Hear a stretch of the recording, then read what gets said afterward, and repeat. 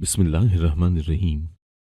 मेरे पागल देवर की गांव वाले बहुत इज्जत करते थे और हर कोई उसे अपने घर का मेहमान बनाने के लिए तरसता था, क्योंकि वो जिस घर में भी जाता था वहां जो लड़की कंवारी होती थी उसकी शादी हो जाती थी और जो बांझ औरत होती वो हामला हो जाती थी। मेरे लिए अजीब बात थी, क्योंकि मेरे शौहर को अपने ही भाई से नफरत थी और वो मुझे लेकर अलहदा रहता था और अपने घर में सगे भाई को कदम भी न रखने देता था। हालांकि मैं भी तो 5 सालों से बांझ थी। एक दिन शौहर कारोबारी सिलसिले में मुल्क से बाहर गया तो मैंने उसे अपने घर में दावत दे दी। वो बहुत खुश होकर घर आ गया, मगर उस वक्त सर पर आसमान टूट पड़ा, क्योंकि जब मेरी नजर। मेरा नाम नाजिया है। मैं अपने बहन भाइयों में सबसे छोटी थी। सबकी शादियां हो चुकी थी, घर में भाभियां भी आ चुकी थी। अम्मी को मालूम था कि मैं अपनी भाभियों की आंखों में खटकने लगी हूं। मेरे अपने सगे भाई मुझसे दूर हो गए थे। मैं बहुत हैरान होती कि सगे रिश्ते इतने ही कमजोर होते हैं कि चंद लम्हों में सालों का प्यार और उन्स खत्म हो जाता है। मैं घर भर के काम करती थी, लेकिन फिर भी भाई खुश न होते थे। अम्मी को मेरी शादी की बहुत फिक्र रहती थी, क्योंकि मेरे सर पर बाप का साया सलामत नहीं था। कल कला को अगर मेरे भाई मुझे अपने घर से निकालना चाहते तो उनके सामने आने वाला कोई नहीं था। इसीलिए अम्मी चाहती थी कि दिन से रात न चढ़े और मेरी शादी हो जाए। अम्मी ने जगह जगह रिश्ते कराने वाली औरतों को कह रखा था। एक सुबह अम्मी ने मुझे आकर बताया कि तुम्हें कुछ लोग देखने के लिए आ रहे हैं, तैयार हो जाना। मैंने अपना सबसे खूबसूरत लिबास निकाल कर पहन लिया था। एक औरत और एक लड़की मुझे देखने आई थी। उन्होंने मुझे पसंद कर लिया तो मैं बेइंतहा खुश हो गई थी। अम्मी ने मुझे बताया कि रिश्ता बहुत अच्छे घराने से आया है। सबसे अच्छी बात यह है कि लड़का तन तनहा रहता है, वो अपने वालिदैन के साथ नहीं रहता। मुझे भी ये बात सुनकर बड़ी खुशी हुई थी, क्योंकि मैं जानती हूँ कि ससुराल में बहुत मसले मसाइल निकल आते हैं। मैं तो पहले ही अपनी भाभियों के हाथों छलनी छलनी थी। खैर, अम्मी ने उस रिश्ते के मुतालिक भाइयों को बताया तो उन्होंने भी फौरन हाँ कह दी थी, क्योंकि वो तो पहले ही ये चाहते थे कि बस किसी न किसी तरह हमारी बहन की शादी कर दी जाए और वो इस घर से चली जाए। मैं एक बहुत सुहाने से दिन किफायत अली की दुल्हन बनकर उसके घर में चली गई थी। उसने शादी की रात मेरा घूंघट उठाया, मुझे मुंह दिखाई का तोहफा भी दिया। फिर बोला, नाजिया, अगर तुम मुझे खुश रखना चाहती हो तो मेरे घर वालों से दूर रहना। मुझे बड़ी हैरत हुई थी। मैं बोली, किफायत, ये कैसी बात कर रहे हैं आप? मैं इसकी वजह जान सकती हूँ क्या? उन्होंने बड़ी रखाई से कहा, नहीं, तुम इसकी वजह नहीं जान सकती। क्या तुम्हारे लिए ये काफी नहीं है कि मैंने तुम्हें मना किया है? मैं जल्दी से बोली, जी जी, आपका हुक्म मेरे सर आंखों पर। उस दिन के बाद किफायत ने कभी भी मुझसे अपने वालिदैन का जिक्र नहीं किया था और ना ही मैंने उनसे इस मुताल्लिक इस्तफसार किया था। मैं अपनी जिंदगी में बेइंतहा खुश थी। एक प्यार करने वाला शौहर था, घर की मैं मालकन थी। अपने मैके में तो मैं अपनी भाभियों से दब कर रहा करती थी। वक्त बहुत अच्छा गुजर रहा था। एक दिन हमारे घर एक पड़ोसन आई और कहने लगी, नाजिया नाम है ना तुम्हारा? मैंने इस बात में सर हिला दिया तो वो बोली, तुम्हें वो औरत याद है ना जो तुम्हारा रिश्ता लेने आई थी? उसी की बदौलत आज तुम इस घर में मौजूद हो। वो तुम्हें पसंद न करती तो क्या तुम्हारी शादी किफायत से हो जाती? नहीं ना। किफायत हमारी आंखों के सामने पला बड़ा है। वो एक निहायत अच्छा लड़का है। यकीनन वो तुम्हें हर आसाइश भी देता होगा। फिर तुम कैसी लड़की हो जो उस औरत का एहसान भूल गई हो कि वो तुम्हें यहां तक लाई है? मैं एकदम हैरान रह गई थी। मैंने कभी पहले अपनी ये पड़ोसन नहीं देखी थी। न जाने अब ये मेरे पास आकर अजीब सी बातें क्यों कर रही थी। मैं बोली, आंटी, आप क्या कहना चाहती हैं? वो बोली, तुम अपने ससुराल से क्यों कट गई हो? तुम एक दिन भी अपनी सास का पता लेने नहीं गई, जबकि हमारा पूरा मोहल्ला तकरीबन उसके घर के चक्कर लगाता है। मैं बोली, क्यों, मेरी सास को क्या हुआ है? तो वो कहने लगी, तुम्हारी सास आखिरी दम ले रही है। मैं बड़ी परेशान हो गई थी। मैं बोली, आंटी, मुझे किफायत ने मना कर रखा है। वो कहने लगी, अरे छोड़ो भी, अगर औरत खुद घर बनाने वाली हो तो कभी भी अपने ससुराल वालों से कट कर नहीं रहती। खैर, हमारी जाने भला, तुम जानो और तुम्हारे शौहर जाने। मैं एकदम से उठकर खड़ी हो गई और बोली, आंटी, आप मुझे मेरी सास के घर ले चले। वो औरत खुश हो गई और बोली, आओ। मैंने सर पर बड़ी सी चादर ले ली थी और पड़ोसन आंटी के साथ चल पड़ी थी। ये देखकर मेरी हैरत की इंतहा न रही कि मेरी सास का घर मेरे घर से सिर्फ 5 मिनट के फासले पर था। मैं उस घर में दाखिल हो गई थी। उस घर में दाखिल होकर मुझे हैरत का झटका लगा था, क्योंकि उनका घर बहुत खस्ता हाल था। टूटी फूटी दीवारें, फर्श जगह जगह से उखड़ा हुआ, पुराने तर्ज का मुख्तसर सा फर्नीचर। मैं बहुत ज्यादा हैरान थी। तब मेरी नंद भी एक कमरे से निकल आई थी। उसकी हालत भी बहुत अजीब सी थी। उसने घिसे हुए पुराने से कपड़े पहन रखे थे। मैं बोली, आंटी, कैसी हैं आप? उनकी आंखों में आंसू आ गए और वो रोकर बोली, कैसी होना है मैंने? एक बेटा मुझसे नाराज होकर घर छोड़ गया, जबकि दूसरा बेटा दीवाना है। घर की हालत तो तुम्हारे सामने ही है। मुझे उनकी ये हालत देखकर बहुत दुख हुआ था। मैं तो ये सोच सोच कर ही हैरान हो रही थी कि न जाने किफ़ायत अपनी वालदा के साथ ये सब क्यों कर रहा है। किफ़ायत अच्छा खासा कमाता है, हमारे घर में हर शय वाफिर मिकदार में पाई जाती थी, जबकि यहाँ तो ऐसा लगता था कि जैसे खाने के लाले पड़े हों। मैं बहुत ज़्यादा डिस्टर्ब हो गई थी। अपनी सास की तरफ देखकर मुझे मेरी अम्मी की याद आ गई थी कि अगर मेरे भाई मेरी अम्मी के साथ भी ऐसा सलूक करें तो क्या मैं ये सब बर्दाश्त कर सकूंगी। मैं भरे दिल के साथ वहां से उठ आई थी। घर पहुंची तो ये देखकर हैरान थी कि घर का ताला खुला हुआ था। यकीनन ये किफ़ायत ही हो सकता था, क्योंकि उसके पास ही घर के ताले की एक्स्ट्रा चाबी थी। मैं बहुत परेशान थी कि न जाने अब क्या होगा, किफ़ायत मेरे साथ कैसा सलूक करेंगे। घर में दाखिल हुई तो वो खाना खा रहे थे। मैं डरती डरती उनके पास जाकर बैठ गई थी और लाड से बोली, किफ़ायत, मैं हर रोज़ आपका इंतज़ार करती हूँ कि कब आप आएंगे और कब हम मिलकर खाना खाएंगे। मैं घर में नहीं थी तो आपने मेरा इंतज़ार ही नहीं किया। किफ़ायत मुस्कुराकर बोला, नाजिया, बहुत भूख लगी थी इसीलिए खाने बैठ गया। फिर वो बोले, तुम कहाँ गई थी? मैंने डरते डरते कहा, दरअसल आपकी वालदा की तबीयत बहुत ख़राब थी। मुझे किसी ने बताया कि वो अपनी आखिरी सांसें ले रही हैं, इसीलिए मैं उनका पता लेने चली गई थी। किफ़ायत मेरी बात सुनकर सख्त बदमज़ा हुए थे। कहने लगे, नाजिया, मैं आज से 5 साल कबल इस घर में आया था। तब से ही मैं ये सब सुन रहा हूँ कि आपकी वालदा की तबीयत बिगड़ चुकी है, उनका आखिरी वक्त आ गया है। तब से उनका आखिरी वक्त ही नहीं आया। ये सब उनके बहाने हैं, इतनी जल्दी उनका आखिरी वक्त नहीं आना। मैं किफ़ायत की बात सुनकर हैरान रह गई थी। मैं बोली, किफ़ायत, कोई बेटा इतना सफाक कैसे हो सकता है? वो मुझे घूर कर बोले, बस बस, आज तो तुम चली गई हो, लेकिन आज के बाद उनके घर गई तो मैं तुम्हें तुम्हारी माँ के घर भिजवा दूंगा। मैं किफ़ायत की बात सुनकर घबरा गई थी, इसीलिए मैंने कभी दोबारा उनसे इस मौजू पर बात ही नहीं की। यूं ही वक्त गुजरता गया और हमारी शादी को 2 साल बीत गए थे। मैं अभी तक औलाद की नेमत से महरूम थी। अब मुझे उदासी महसूस होती थी। घर सूना सूना लगता था। मेरा दिल चाहता था कि मेरे आंगन में भी एक नन्हा सा वजूद खिलकारियां भरे। मैंने किफ़ायत से भी बात की कि हम डॉक्टर के पास चलते हैं। उन्होंने मेरी बात मान ली। न सिर्फ उन्होंने मेरे टेस्ट करवाए, बल्कि उन्होंने अपने भी टेस्ट करवा लिए थे। हम दोनों बिल्कुल ठीक थे। बस ये देर अल्लाह की तरफ से थी। मेरे दिल में ये बात कहीं अटक गई थी कि ये सब इसलिए हो रहा है कि किफ़ायत ने अपनी वालदा को नाराज किया है। किफ़ायत की बहन की उदास सी सूरत मेरी आंखों के सामने फिरती रहती थी। एक दिन मैंने अपनी पड़ोसन से भी इस बात का जिक्र किया कि मुझे औलाद की बहुत ख्वाहिश है। वो मेरी बात सुनकर मुस्कुरा दी और बोली, तुम्हारी हालत भी बहुत अजीब है। तुम्हारे अपने घर में लोगों को सैराब करने वाला कुआं है और तुम खुद प्यासी हो। मैं उसकी बात सुनकर बहुत हैरान हुई और बोली, इस बात का क्या मतलब? तो वो बोली, तुम्हारा दीवाना देवर बहुत पहुंचा हुआ है। गांव वाले बहुत इज्जत करते हैं उसकी और हर कोई उसे अपने घर का मेहमान बनाने के लिए तरसता है, क्योंकि वो जिस घर में जाता है वहां जो लड़की कंवारी होती है उसकी शादी हो जाती है और जो बांझ औरत होती है वो हामला हो जाती है। मेरे लिए ये बात अजीब थी, क्योंकि मेरे शौहर को अपने ही भाई से नफरत थी। उसे अपने घर वाले एक आंख न भाते थे। मैं बोली, अरे तुम ये क्या कह रही हो?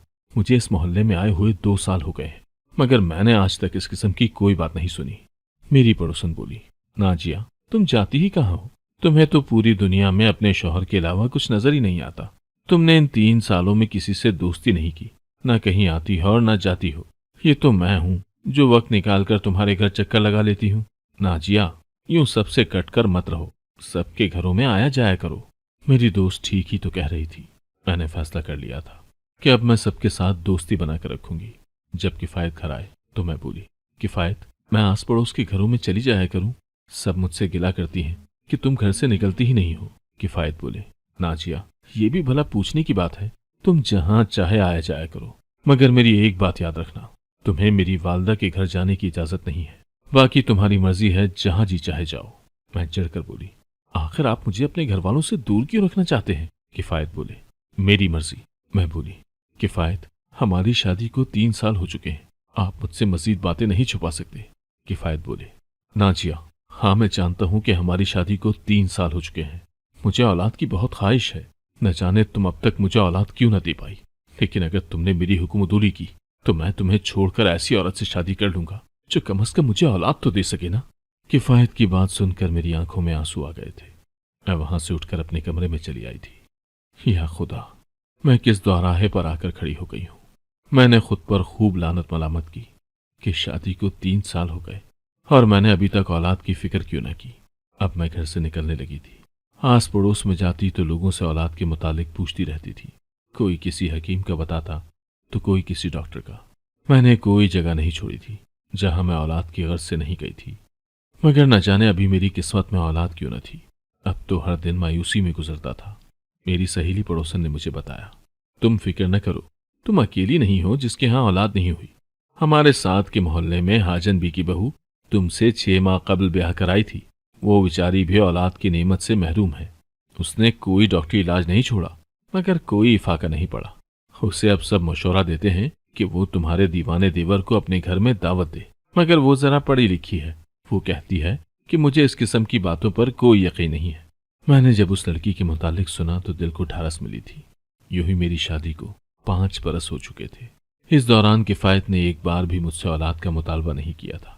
मैं ही थी जो दिल दिल में डरती रहती थी कि अगर किफायत ने मुझे छोड़ दिया तो मैं क्या करूंगी। एक दिन मेरी पड़ोसन सहेली नाजिया मेरे पास आई और बोली, हाजन भी ने इरादा कर लिया है कि वो अपने बेटे की दूसरी शादी कर देंगी। जब उनकी बहू ने ये बात सुनी तो उसने उनसे चंद माह का वक्त मांग लिया है। उनकी बहू कहती है कि एक बार यासिर दीवाने को अपने घर में बुलवा कर देख लेती हूँ, शायद अल्लाह करम कर दे। मेरे कान खड़े हो गए थे। मैं जल्दी से बोली, नाजिया तुम मुझे इस सारे मामले से बाखबर रखना। वो बोली, हाँ हाँ तुम फिक्र ही ना करो। मुझे एक दिन नाजिया ने बताया कि हाजन जी की बहू हामला हो चुकी है। मैं तो उसकी बात सुनकर तंग रह गई थी। ये कैसे मुमकिन था। मेरे चेहरे के तासुरात देखकर नाजिया बोली, उस लड़की को जब इल्म हुआ कि वो हामला है, उसके चेहरे के तासुरात भी तुमसे मिलते जुलते ही थे। अब वो अपनी सास के साथ यासिर दीवाने के लिए 2 सूट और 10,000 रुपए देकर गई है। अब मेरी जान पर बन चुकी थी। मैं चाहती थी कि किसी न किसी तरह मेरा देवर मेरे घर भी आ जाए, मगर मैं तलाक से डरती थी। मैंने 100 बहाने किए कि किसी तरह से अपने देवर को अपने घर बुला लूं, मगर मैं किफायत के गुस्से से डरती थी। एक दिन मुझे किफायत ने बताया कि वो अपने बिजनेस के सिलसिले में 3 दिन के लिए शहर से बाहर जा रहे हैं। उसने मुझे कह दिया था कि मैं अपने घर अपनी सहेली नाजिया को बुलवा लूं। मेरे अंग अंग से खुशी फूट रही थी। मुझसे सब्र ही नहीं हो रहा था। मैं चाहती थी कि किफायत बस जल्दी से घर से चले जाए। अगले ही दिन वो सुबह सवेरे घर से चले गए। मैंने नाजिया से कहा कि वो जल्दी से यासिर को घर पर बुलवा लाए। मैंने उसके लिए रंग बरंग की चीजें बनाई थी। वो दोपहर 2 बजे हमारे घर आया था। बहुत खामोश तबीयत का मालिक था। मुझसे उसने एक ही जुमला बोला था। कहने लगा, अल्लाह तुम्हारी मुराद बहुत जल्द पूरी कर देगा।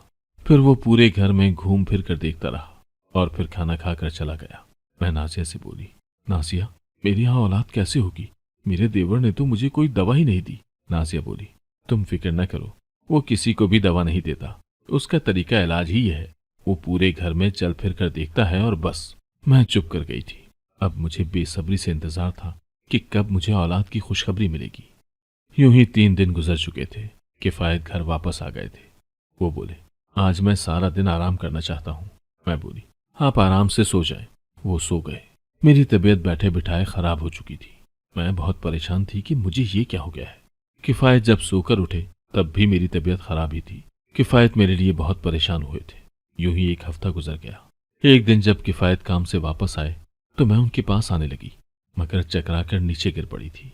मेरी आंख अस्पताल के बेड पर खुली थी। किफायत का चेहरा बहुत ज्यादा संजीदा था। मैं बोली, किफायत क्या बात है? वो गुस्से से बोले, तुम शादी के 5 साल बाद भी हामला नहीं हुई थी, मगर मैं जैसे ही 3 रोज के लिए घर से निकला तो तुम हामला हो गई। सच सच बताओ, माजरा क्या है? मैं रोने लगी थी। वो बोले, क्या तुमने मेरे भाई को घर पर मधु किया था? मैंने इस बात में सर हिला दिया और वो बोले, ये बच्चा मेरा नहीं है, तुम इस बच्चे को खत्म करवा दो, फिर ही मैं तुम्हें अपने घर में दाखिल होने की इजाजत दूंगा। वो इतना कहकर मुझे अस्पताल में ही छोड़कर चले गए थे। मैं तो इस अचानक अफ्ताब पर बहुत घबरा गई थी। मेरी आंखों से आंसू गिरते चले जा रहे थे। मैंने जल्दी से नाजिया को फोन करके अस्पताल बुला लिया था। मैंने उसे सारा माजरा सुना दिया तो वो भी बहुत परेशान हो गई थी। बोली, मुझे किफायत भाई से इस किस्म की हरकत की तवक्को नहीं थी। फिर वो मुझे अपने साथ घर ले गई थी। मेरी तबीयत अब बहुत हद तक संभल चुकी थी। वो बोली, आओ हम तुम्हारी सास के घर चलते हैं, उसी से सारा माजरा पूछते हैं, क्या पता कि कोई राह निकल आए। मैं भी जल्दी से उठकर खड़ी हो गई थी। हम दोनों मेरी सास के घर आ गई थी। मेरी सास का घर अब पहले से बहुत बेहतर था। उनके हालात बदल चुके थे। मैंने जैसे ही उनके घर में कदम रखा, मेरी सास खुशी से झूम उठी थी। उसने मुझे गले से लगाकर खूब प्यार किया था। फिर बोली, लगता है किफ़ायत ने तुम्हें शुक्रिया कहने को भेजा है। मुझे इल्म है कि तुम माँ बनने वाली हो। मैं उनकी बात सुनकर फूट फूट कर रोने लगी और बोली, किफ़ायत ने मुझे घर से निकाल दिया। कहता है कि ये बच्चा मेरा नहीं है, इसको ज़ाया करोगी तो ही तुम्हें अपने घर में घुसने दूंगा। मेरी सास का चेहरा उतर आया था। वो बोली, तौबा है इस लड़के से, जिद का कितना पक्का है, बिल्कुल अपने बाप पर गया है। मैं बोली, आंटी आपसे किफ़ायत क्यों नाराज है? मेरी सास की आंखों में आंसू आ गए थे। वो कहने लगी, किफ़ायत जब 7 बरस का था तब उसके वालिद ने हमसे छुपकर शादी कर ली थी, और जब उसकी बीवी हामला हो गई तो वो उसे घर ले आए। मैंने बहुत वावेला मचाया तो उनकी दूसरी बीवी खालदा मेरे शौहर से बोली कि अपनी इस बीवी को घर से निकाल दो, नहीं तो मैं चली जाऊंगी। मेरे शौहर ने अपनी लाडली बीवी की बात मान ली और मुझसे मेरा किफ़ायत छीन कर मुझे घर से निकाल दिया था। मैं किफ़ायत की जुदाई में दिन रात तड़पती रहती थी, मगर उन्हें मुझ पर तरस नहीं आता था। 4 साल उन्होंने मुझे मेरे बेटे से दूर रखा था। 4 साल बाद उनकी बीवी बेटी पैदा करते हुए इंतकाल कर गई थी। अब लोगों ने मेरे शौहर को मशवरा दिया कि अपनी पहली बीवी को ले आओ, वो तुम्हारे बच्चों को संभाल लेगी। मेरा शौहर मुझे लेने आया तो मैं सर के बल उनके साथ चलकर अपने घर आ गई थी, क्योंकि इस घर में मेरा किफ़ायत रहता था। इन 4 सालों में किफ़ायत मुझसे बहुत दूर हो गया था। उसने मुझे बता दिया था कि उसकी सौतेली माँ किस तरह उस पर जुल्म ढाती थी। उसने मुझसे कहा कि मैं भी उसके बच्चों पर जुल्म करूं। मैं क्या जुल्म करती? एक बच्चा उसका दीवाना था और दूसरी बच्ची चंद रोज की। यूं ही वक्त गुजरता गया और यासिर भी बड़ा हो गया। लोग उसे ताने कसने लगे थे। किफ़ायत का बाप तो मर चुका था, मेरी जिंदगी का क्या भरोसा था। इसीलिए मैंने सोचा कि मैं यासिर के साथ नेकी कर जाऊं। मेरे वालिद बहुत बड़े हकीम थे, मैंने उनसे हिकमत सीखी हुई थी। मैं बांझ औरतों के लिए दवा बनाना जानती थी। मैंने यूं किया कि यासिर को समझा दिया कि तुमने फलां घर में जाकर ये दवा उनके घड़े में या पानी के बर्तन में डाल देनी है। वो पानी इस्तेमाल करके बांझ औरत भी हामला हो जाती थी। यूं हर तरफ यासिर की तारीफें होने लगी थी, और साथ ही मैंने ये किया कि कंवारी लड़कियों के रिश्ते भी कराने लगी थी। यासिर में इतनी समझबूझ थी कि वो किसी के घर से आने के बाद मुझे ये बता देता था कि उसके घर में कितनी लड़कियां थीं और उनकी उम्र कितनी थी। मैं उनके लिए रिश्ता ढूंढकर भेज देती थी। लेकिन किफ़ायत को जब इस बात का पता चला तो वो समझा कि मैं काला जादू करने लगी हूँ। मैंने उसे 1000 बार समझाने की कोशिश की, मगर वो ना माना। वो कहता रहा कि मैं उसके सौतेले बहन भाइयों को घर से निकाल दूं। नाजिया, अब तुम ही बताओ, अगर मेरी सौतन ने मेरे बच्चे के साथ बुरा किया तो क्या मुझ पर भी फर्ज था कि मैं भी उसके बच्चों के साथ बुरा ही करती? नाजिया, कब्र का इम्तिहान बहुत सख्त है। मैं अपने लिए आसानियां पैदा करना चाहती हूँ। मैं अपनी कब्र को बिच्छुओं से भरना नहीं चाहती। इसीलिए मैंने अपनी सौतन के बच्चों को भी अपनी आंखों पर बिठा रखा है। मुझे यकीन है एक न एक दिन अल्लाह मेरे किफ़ायत को मुझसे मिला देगा। अम्मी, अल्लाह ने आपकी सुन ली, उसने मुझे आप तक पहुंचा दिया है। किफ़ायत की आवाज सुनकर हम सब ने पलट कर देखा तो वो पीछे ही खड़ा था। वो बोला, अम्मी, मैंने आपकी बातें सुन ली हैं, आप मुझे माफ कर दें। मैं आज तक आपको गलत समझता रहा। मेरी सास ने जल्दी से उठकर किफ़ायत को गले लगा लिया था, और यूं शादी के 5 साल बाद सब कुछ ठीक हो गया था। अल्लाह ने मेरी सास को उसकी औलाद से मिलवा दिया और मुझे मेरी खुद की औलाद अदा कर दी। मैंने अपनी जिंदगी के इस वाक़े से यही सीखा है कि बहुत ज़्यादा गुमान करने से बचना चाहिए, क्योंकि गुमान गुनाह होते हैं। हमें कुछ इल्म नहीं होता कि हम जिसके बारे में गलत सोच कर बैठे हों वही अल्लाह का वली निकले। क्या बात है। अगर आपको आज की कहानी पसंद आई है तो वीडियो को जरूर लाइक कीजिएगा और अपने दोस्तों के साथ भी शेयर कीजिएगा। और हाँ, अगर आपने अभी तक हमारा चैनल सब्सक्राइब नहीं किया तो जरूर सब्सक्राइब करें। मिलते हैं कल एक नई और दिलचस्प कहानी के साथ। अल्लाह हाफिज।